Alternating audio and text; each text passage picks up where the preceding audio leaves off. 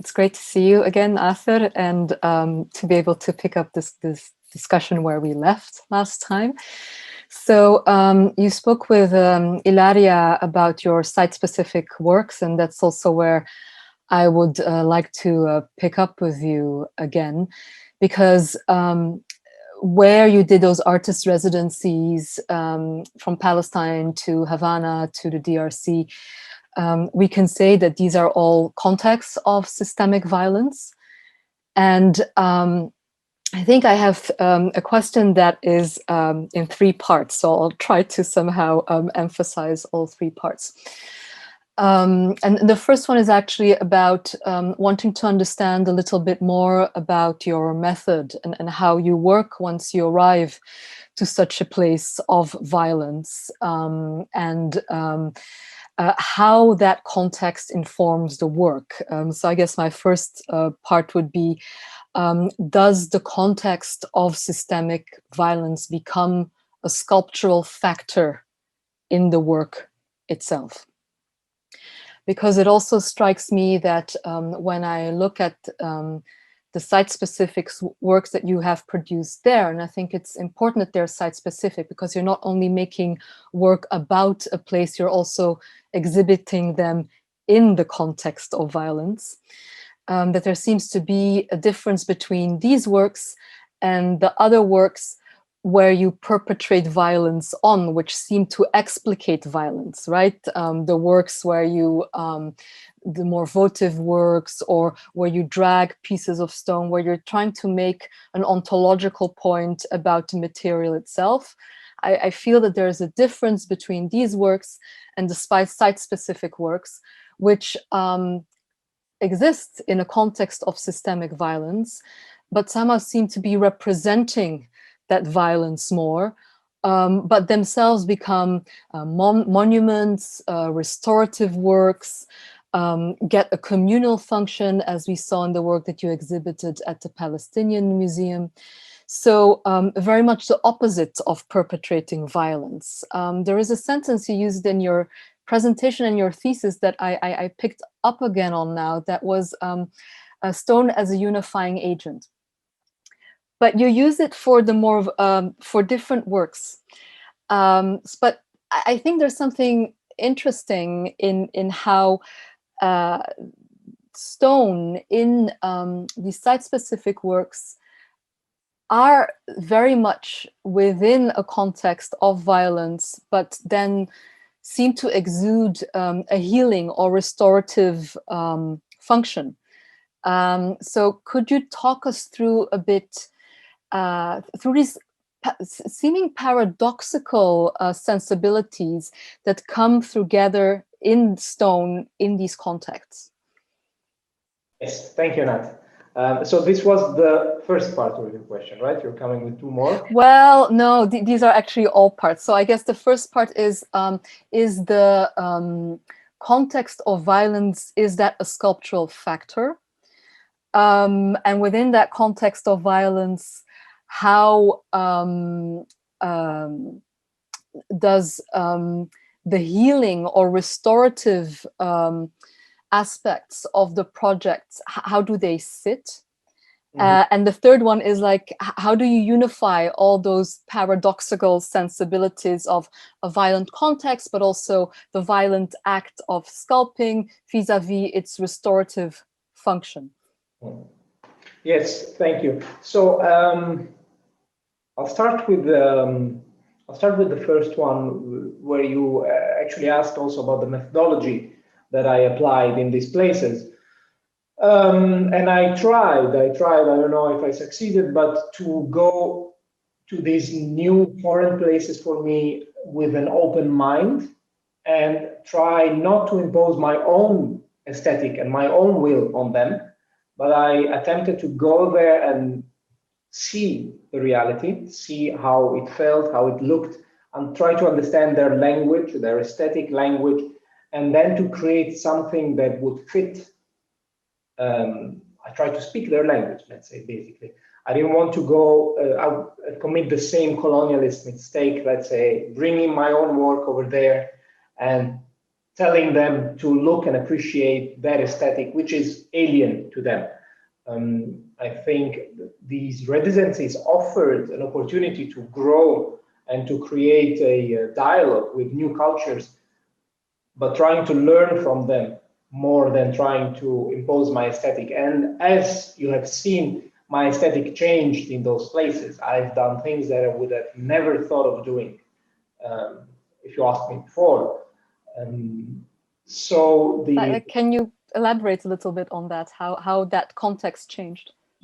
Yes, I think the most important residence, well, not the most important, but the first one that had a dramatic effect on my perception and on my development of this PhD was Jerusalem. Because first of all, you go into a place where figuration is not overwhelming as compared to, let's say, Florence or here in the West.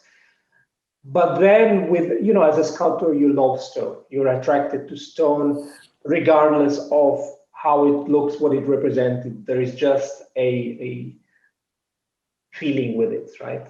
The touch of stone. And then you enter Jerusalem, which is completely made out of stone. From the gates to the heart of Jerusalem, which, if you want, are these three holy stones, everything is in stone. The walls, the street paving, the houses. And then I started developing a relationship with that stone, appreciating it, but also seeing it violated and seeing it worshipped all in one place. These stones where people were writing on them, they were throwing trash on them, burning things on it, they were touching it, worshipping. So that's when I realized that there was so much potentiality in stone, that it could attract so much different feelings, both positive and negative. And I couldn't keep doing what I was doing before, at least not in that context. Before I was doing figurative sculptures, let's say the heads, the figures, the ex votos. But then I come into the reality and I find a completely new element, which speaks to me as well, you know, not only to them. And I thought I need to develop that. And I just let it rest and experience the place and see how people behave. And then, because art is about communication, right? So you want to understand how people communicate there, how they talk and how they speak, how they see, and then you create something in harmony with that. You don't go to a country and you speak your own language and hope for them to learn it. No, you try to learn their own language. So this is what happened. And I have to say to one other of your points that there is a difference in all this. So there are many facets to this research. So first of all, there is the violence of the sculptural act, which is not what happened in the residencies. But then there is the political associations of stone and the political use of stone. So they are not all coming together in one work. Okay, so when you're asking how can I unify all these things, I don't think I can, and I think there are just different facets that indicate how rich stone as a material is and what the potentialities of it are, and of sculptures, of course.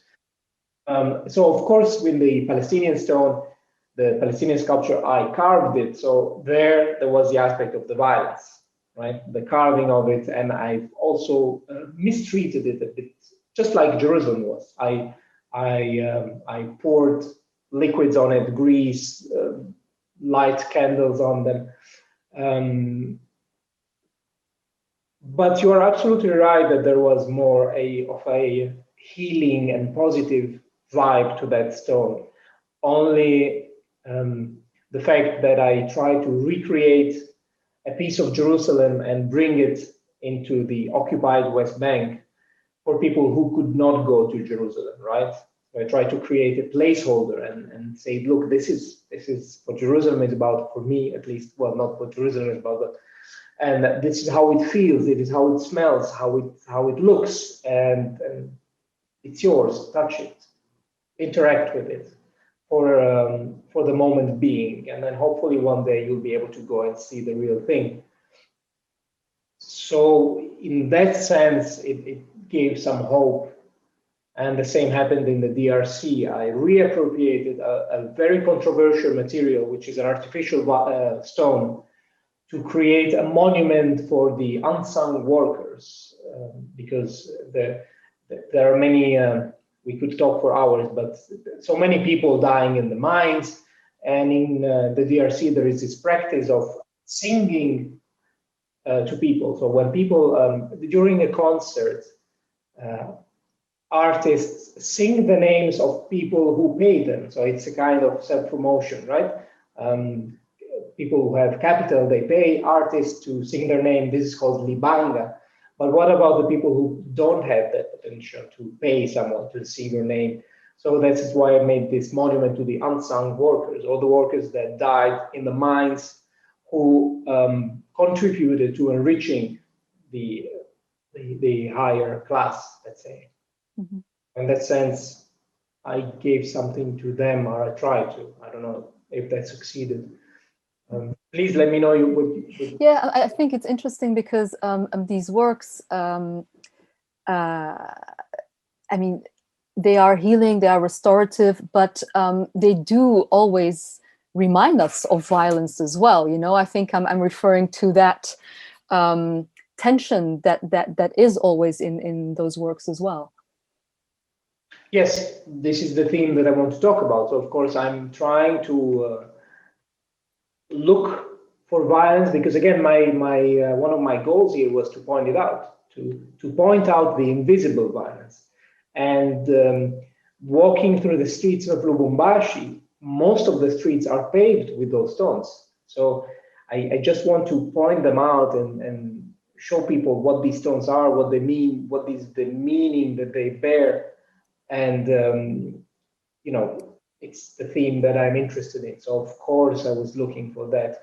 And in some places, you can't do anything else besides that. You know, one of the criticism we got in Jerusalem, at the Palestinian Museum about Jerusalem, was that the show was too political. But I think that when you experience such a place and when you live in that place, you can't not be political. Your life is so dominated by political issues that you don't have, you know, when you don't know if you're going to have electricity or water or bread, you cannot do anything else than address that. Yeah, I wanted to ask you also a question that last time I was not able to ask you. And it's about the relationship between the body and the sculptural act. And I think there's a rather beautiful section in your thesis where you give a very vivid account, and also in your presentation, how much an embodied practice sculpting is, and very performative, because you go to the studio and you take off your, when you say, your worldly civilian clothes and you don your overall. And it's interesting because the sculpting tools become also prosthetic, I would assume, to the sculptor. And I think also in your videos, this becomes very clear, where there's a focus on the hands very often. And I was wondering whether you can talk a little bit about how sculpture is a prosthetic practice or a prosthetic technology, and specifically in the performative works where you or the audience commit these acts of violence on the stone or anoint a stone, and devotive works where you literally show chopped off body parts where they themselves become prosthetic in a sense. And so can you reflect a little bit about the performative and the bodily act of sculpture, and how that sits with ideas of embodiment and embodied subjectivity, and if sculpting is by definition violent, then what does that mean for the body of the sculptor who is committing that violent act? It's a very visceral feeling, and that's something that I tried to convey through that text, but I think it's something that you really need to try. When you hit the stone and feel the vibration and feel the chips coming off, you enter a different state of mind, and especially because it's so repetitive. and you keep doing it for hours, and the repetitive movements of the body and the sound, it's a kind of dance, and I couldn't not associate it with the sacrificial act. The prosthetic, I don't know if I understand very well the question, but I think that can you try to quickly rephrase it? Well, I think maybe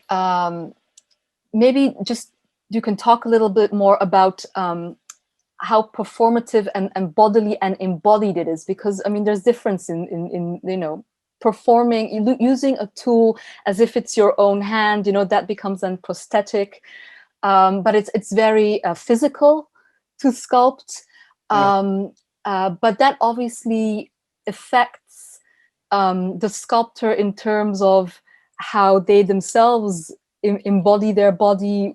I mean, what does that mean? You know, it's not as if you're only editing video or image on a computer. I mean, there's a physical process there, which maybe is also violent.